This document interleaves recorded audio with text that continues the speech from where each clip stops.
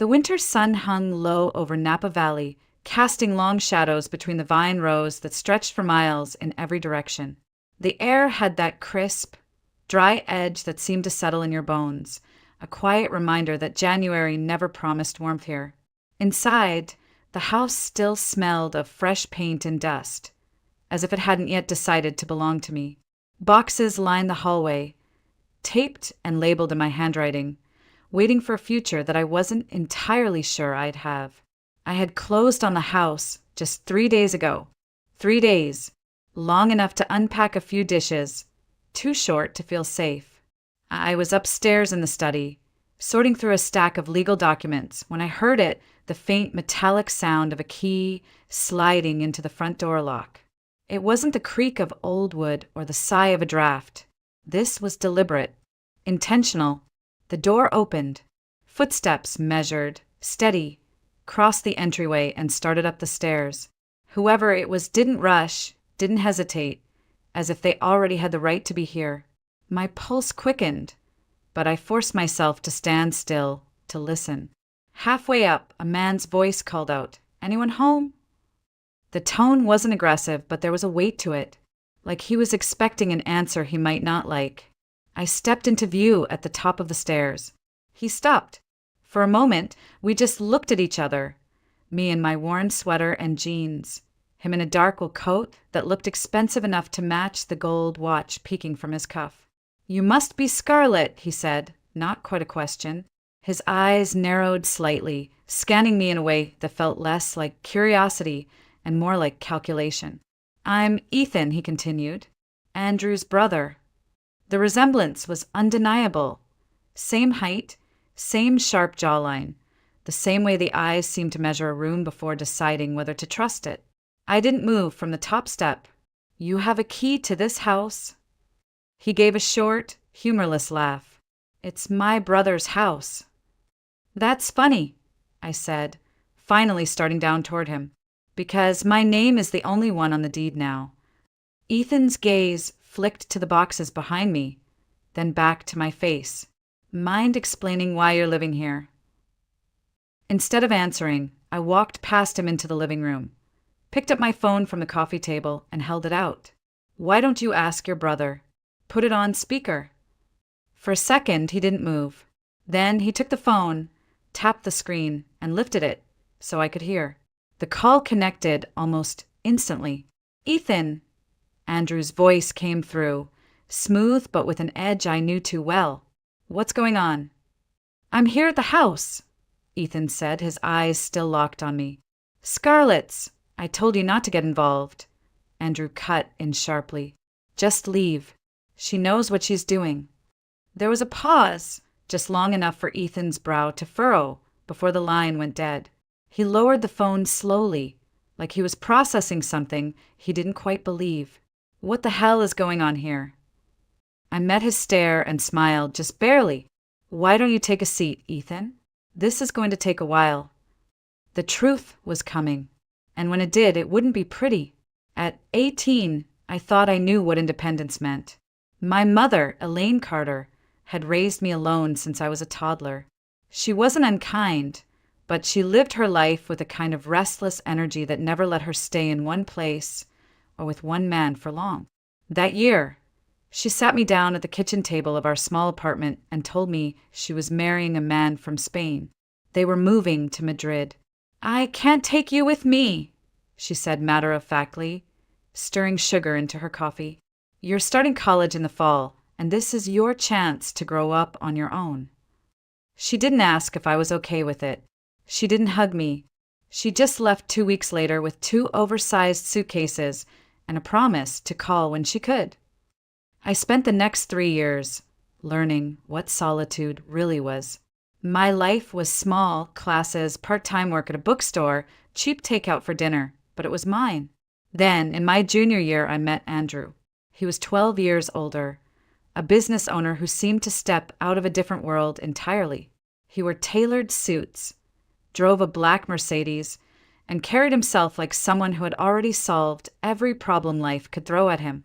I met him at a charity auction I was helping set up, and he was the first man who made me feel like more than a face in the crowd. Andrew had a way of making everything seem easy. Dinner dates turned into weekend trips. Weekend trips turned into long, lingering conversations about the future.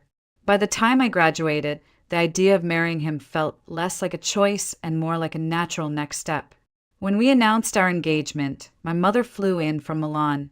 Apparently, Madrid hadn't lasted long to attend the wedding. She arrived in a whirlwind of perfume and designer luggage, greeting Andrew with the kind of assessing look she used to reserve for job interviews. On the morning of the ceremony, she handed me a slim envelope. Inside was a cashier's check for a substantial amount. "For the house," she said, "but make sure the deed has both your names. Always protect yourself, Scarlett." I took her advice, though at the time it felt more like a formality than a safeguard. Andrew and I found a 2-story place just outside Napa with a wide front porch and enough space for the life we planned to build. The vineyard air was different, cleaner, quieter, like the world had slowed down just for us. The first year of our marriage was a blur of wine tastings, late-night talks by the fireplace, and dreams we sketched out on napkins at the kitchen counter. But somewhere between those early mornings and late nights, I began to notice small cracks in the picture-perfect life we had painted. Andrew traveled more often, his business deals pulling him to cities I'd never even visited. He stopped asking if I wanted to come along. He stopped calling when he was away. And when he was home, his phone was always within reach, always lighting up with messages he never explained. I told myself it was just the stress of his work, that I was imagining the distance growing between us. But in the quiet hours alone in that big house, I sometimes caught myself wondering if my mother had been right. Not about love, but about protection. Back then, I didn't know just how much I would need it. It started with the little things, the kind you almost convince yourself not to notice. Andrew's smile didn't reach his eyes anymore. His phone seemed to live in his hand, his thumb flicking across the screen even during dinner. And he had a new habit, stepping outside to take calls, speaking in a voice so low it blurred into the hum of the wind. At first, I told myself this was just the rhythm of marriage settling in. We'd been married nearly 5 years now. Life wasn't supposed to feel like the honeymoon stage forever. But there was something else, something sharper, that kept me awake at night. One Tuesday morning, I was pouring coffee when I saw him transfer a large sum from our joint account into one I didn't recognize.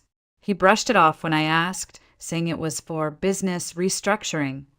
But the tone in his voice made it clear the conversation was over. The trips became longer. The explanations became shorter. And then there was the scent, a trace of unfamiliar perfume clinging to the collar of his shirt one evening when he came home late. It wasn't mine. I thought about asking him directly, but I could already hear the way he would twist the question into an accusation, how he would make me feel small for even wondering. So I stayed quiet, storing every detail in the corners of my mind. That winter, I caught the flu, or what I thought was the flu. The fever didn't break for days. I felt weaker than I had ever been, my body unwilling to fight back. Andrew seemed irritated by my illness, as if it had inconvenienced him. He brought me takeout instead of cooking, left bottles of water by the bed without saying much. One night, I woke to the sound of his voice in the hallway. He wasn't on the phone, he was speaking to someone in the house. I recognized the softer, almost affectionate tone he used, the one he hadn't directed at me in months. When I stepped out of the bedroom, there was no one there, just the faint scent of that same perfume hanging in the air, and the front door clicking shut. 2 days later, I overheard him in the study. I'd gone upstairs to find my laptop charger, but stopped just short of the open door when I heard my name. "She's too weak to put up a fight," he said. "We'll get her to sign the papers. Once that's done, we can sell the place. It's only a matter of time anyway." Silence. Then a woman's voice, low, smooth. "You said she wouldn't last the year." He exhaled, almost like he was smiling. "She won't." I stood frozen in the hallway, my mind refusing to catch up with my ears. He wasn't just planning to leave me. He was planning to erase me, my home, my security, maybe even my dignity, before I was gone. That night, I didn't confront him. I didn't cry, didn't scream. Instead, I lay awake, the fever burning in my skin, replaying every word.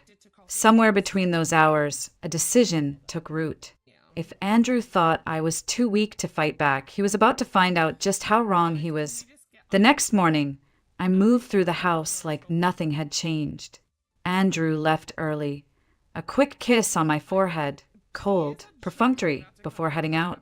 I waited until the sound of his car disappeared down the road before I exhaled, my chest aching from holding my breath.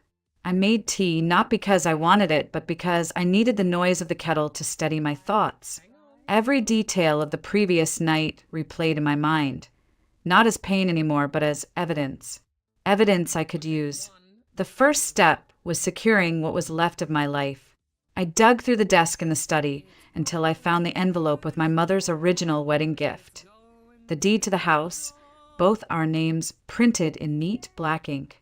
I took photos of every page, then tucked the papers into a folder and slid it into my bag.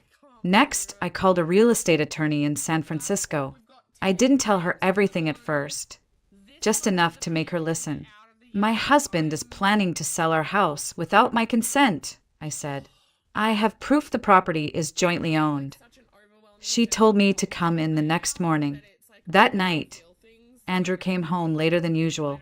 He didn't ask about my day, didn't notice the way I kept my phone in my pocket instead of leaving it on the counter. But I noticed him, how relaxed he seemed, how certain that whatever plan he'd made was already set in motion. The next week became a performance. I acted tired, compliant, too distracted by my illness to pay attention to much else. In reality, I was making copies of bank statements, forwarding emails to a secure account, and documenting every conversation where he hinted at the sale. One afternoon, while he was out, I found a folder in his desk labeled Property Transfer. Inside was a draft contract for the sale of our house, already signed by him, but missing my signature. The buyer's name meant nothing to me, but the date did. The closing was set for just 2 weeks away. That was when the anger shifted into something colder, sharper. This wasn't just betrayal. It was theft, and he thought he could get away with it because he believed I wouldn't live long enough to stop him. At the attorney's office, I laid everything out. She didn't flinch. "We can block the sale," she said. "And if your husband tries to move joint funds without your consent, we can freeze the accounts." She leaned forward, her voice low. "But Scarlett, if we do this, there's no going back." I met her eyes and felt the last thread of hesitation snap. "I don't want to go back." By the end of that week, the papers were filed. Andrew had no idea. I still cooked dinner, still asked about his day, still played the role of the ailing wife. But inside, I was waiting for the moment he realized his perfect scheme had just shattered. The waiting was almost worse than the illness. Every time he glanced at his phone and smiled faintly, I wondered if the buyer had called, if he still thought the deal was alive. And every time, I bit back the urge to tell him the truth. Not yet.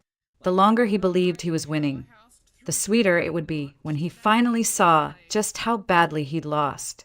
It happened on a Wednesday morning, 2 days before the supposed closing date.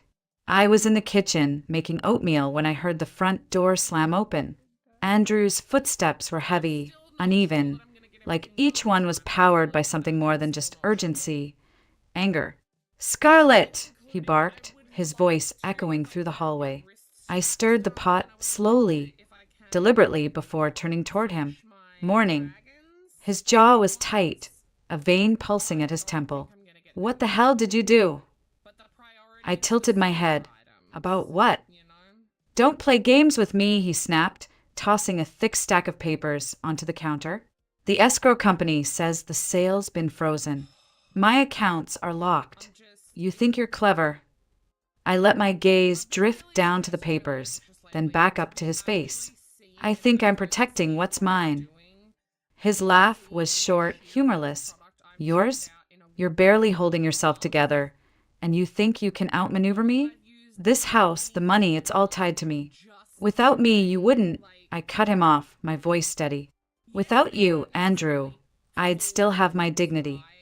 That stopped him for half a second, but then he leaned closer, his voice dropping into a hiss. You're going to regret this. When that illness finishes what it started, you won't even be here to enjoy whatever scraps you've managed to keep. The words were meant to cut deep, and they did, but not the way he expected. Instead of breaking me, they hardened something inside.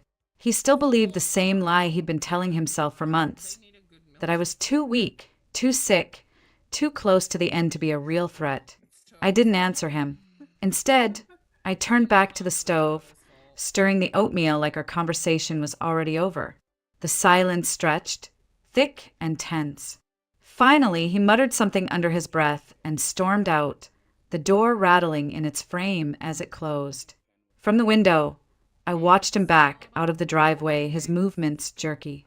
I knew where he was going, straight to his business partner, to figure out what went wrong.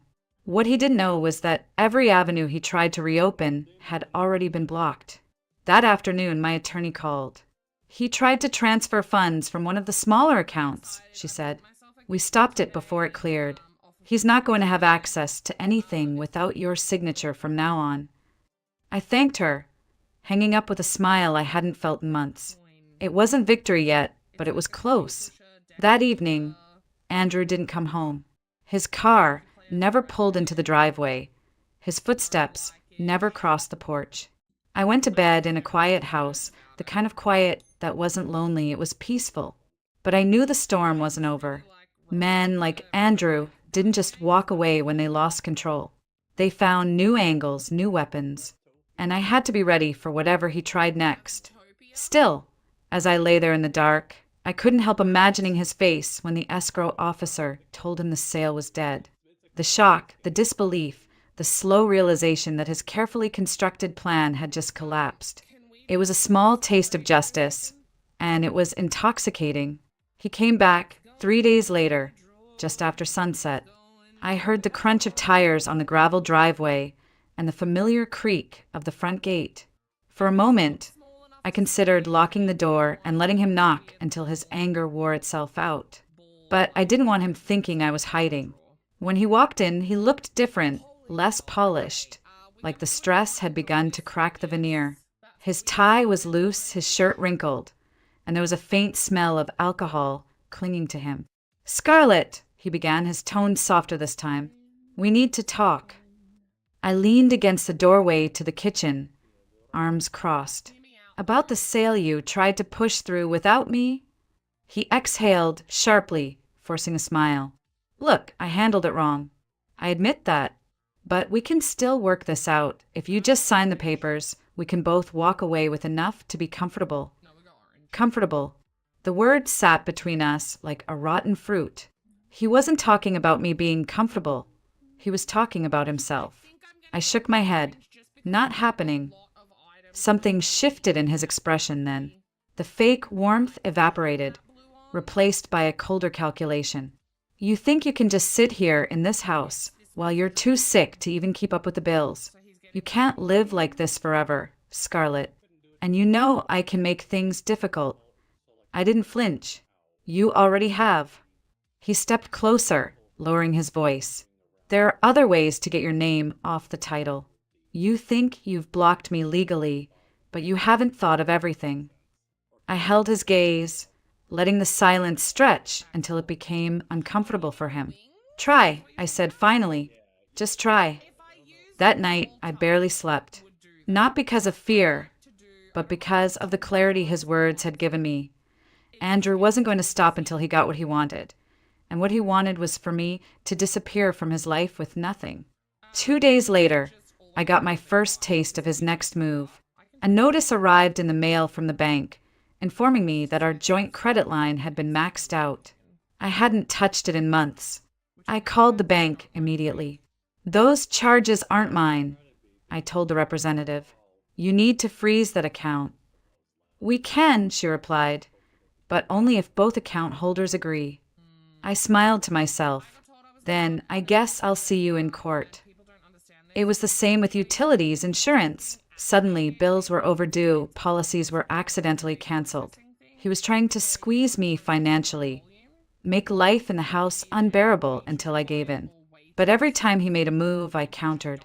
I opened my own accounts, switched service providers, and kept meticulous records of every sabotage attempt. My attorney called it a slow war of attrition. One night, I found myself sitting at the dining room table with all the documents spread out in front of me. Bank statements, emails, legal filings. I realized I wasn't just defending myself anymore. I was building a case. If Andrew wanted a war, I was going to make sure he lost more than just the house. Still, I couldn't shake the sense that he was holding something back. Something bigger. The kind of move you saved for when all else failed. And in the pit of my stomach, I knew he was getting ready to play it. It was a cold Friday morning when the knock came. Not the polite, tentative kind, but hard, deliberate, the kind that makes your stomach tighten before you even reach the door. Two men in dark suits stood on the porch. One held a clipboard, the other a folded envelope. "Scarlett Moore?" the taller one asked. "Yes." He handed me the envelope. "You've been served." Inside were eviction papers. Andrew had filed a claim asserting I'd violated some clause in our marriage agreement, one I barely remembered signing years ago, giving him full control of the property in the event of medical incapacity. It was a clever move. Cruel, but clever. If it worked, he could force me out of my own home within 30 days. I set the papers on the table and stared at them for a long moment. I wasn't shaking. I wasn't even angry. What I felt was something far more dangerous for him. Resolve. When I called my attorney, she didn't sound surprised. "I wondered when he'd play that card," she said. "But don't worry. It's going to backfire." "How?" I asked. "Because that clause was contingent on medical proof.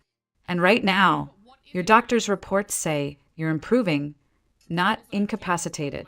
We'll contest this and demand full financial disclosure in the process. That's the last thing he wants." I could almost see it unfolding in my mind. Andrew sitting across from a judge, squirming as every shady transfer and hidden account was dragged into the light. But he wasn't finished. Over the next week, I started noticing a white SUV parked down the street, always in a different spot, but never far from the house. I'd catch glimpses of a woman in the driver's seat, dark sunglasses hiding her face. Then the phone calls began. No one spoke when I answered, just breathing, then a click. My attorney told me to document everything, so I started keeping a log by the phone. Date, time, number, duration. Every detail went into the file. The real blow came on a Sunday afternoon. I'd been in the garden, cutting back the last of the roses before winter, when I heard the crunch of gravel. Andrew's car. He didn't bother knocking. "You're making this harder than it needs to be," he said, stepping onto the porch. I stayed where I was, pruning shears in hand. "Harder for who?" His eyes flicked toward the shears, then back to my face. "You're not going to win. You're sick, you're alone, and you're wasting what little time you have left." I smiled faintly. "That's where you're wrong, Andrew. I'm not wasting anything. I'm investing." He frowned. "In what?" I turned back to the rose bush, clipping a dying branch. "In your downfall." Something in my tone must have gotten to him, because, for the first time in months, he didn't have a comeback. He just stared at me, his jaw working like he was chewing on a response he couldn't quite form. Then he left, fast, without another word. As I watched his car disappear down the road, I realized the balance had shifted. He thought this eviction stunt would corner me, but instead it had given me exactly what I needed, a clear, legal pathway to expose everything he'd done. The game wasn't over, but for the first time, I was certain he wasn't the one in control anymore. The first hearing was set for a Thursday morning in downtown Napa.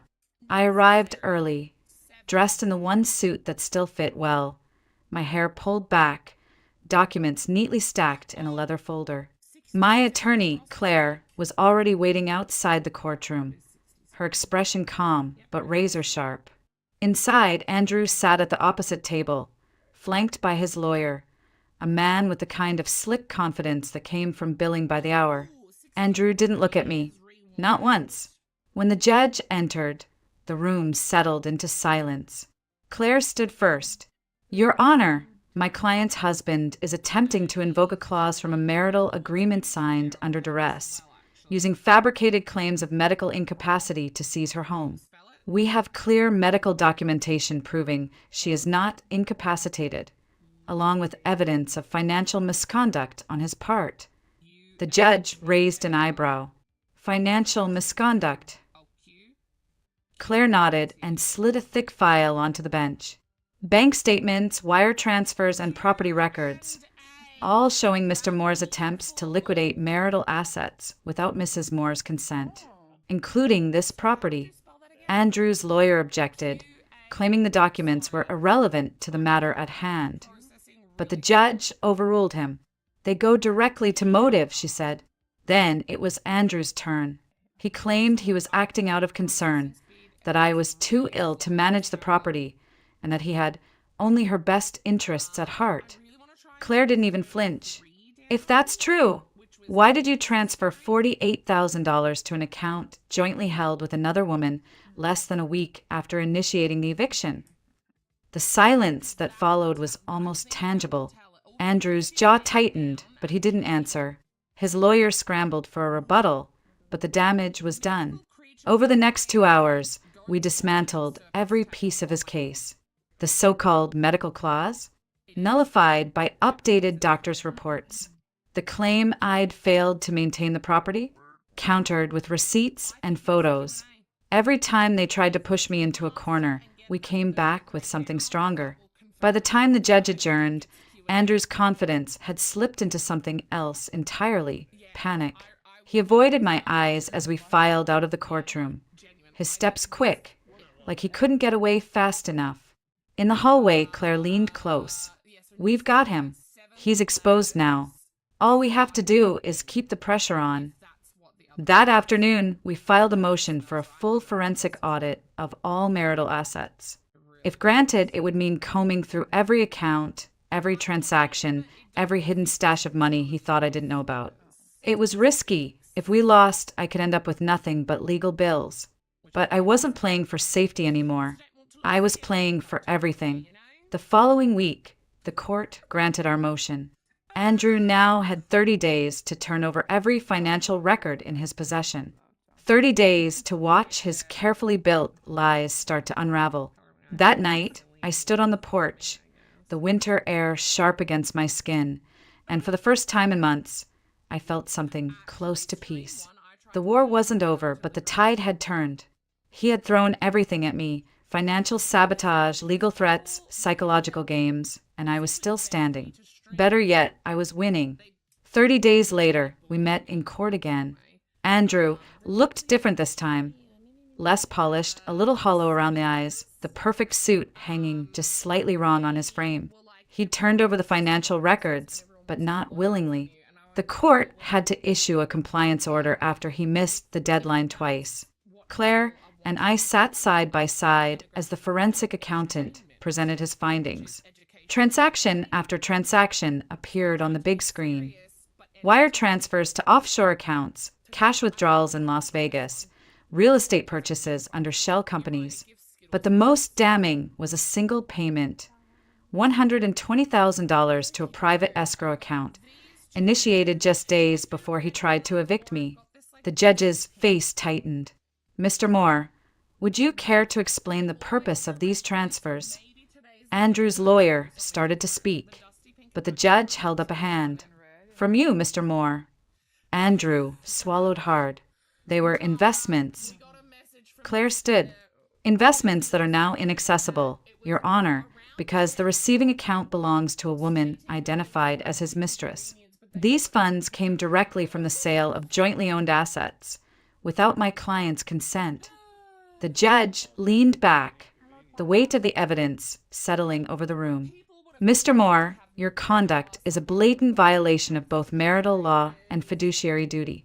Effective immediately, this court orders the return of all misappropriated funds to Mrs. Moore, the reinstatement of her sole ownership of the Napa property, and an award of attorney's fees in her favor. It was over. Just like that, Andrew's head dropped, his hands gripping the table so tightly his knuckles whitened. He didn't look at me, not when the gavel came down, not when the bailiff called the next case, not even as we passed each other in the aisle. Outside the courthouse, the air smelled of rain. Claire handed me the final judgment papers. You've got your house, your money, and your freedom. He's got nothing. I should have felt triumphant. And I did, but it was a quiet kind of victory, the kind that sinks in slowly like warmth after a long cold. I drove back to the vineyard in silence, watching the hills roll past, the winter sun breaking through the clouds. When I pulled into the driveway, the house stood exactly as it had that first day. Fresh paint, empty corners, the smell of possibility lingering in the air. Only now it was mine, fully, indisputably mine. I walked through the rooms, touching the walls, the banister, the kitchen counter. This place had been the battleground, the prize, and the anchor that kept me from drifting when everything else tried to pull me under. That evening, I lit a fire in the living room and opened a bottle of wine from the cellar. I poured a single glass, sat by the window, and let the quiet settle around me. Andrew was probably somewhere scrambling to rebuild, trying to charm his way into someone else's resources. Maybe he'd succeed, maybe he wouldn't, but it didn't matter. He no longer had a claim on me, my life, or my home. And that was the sweetest revenge of all.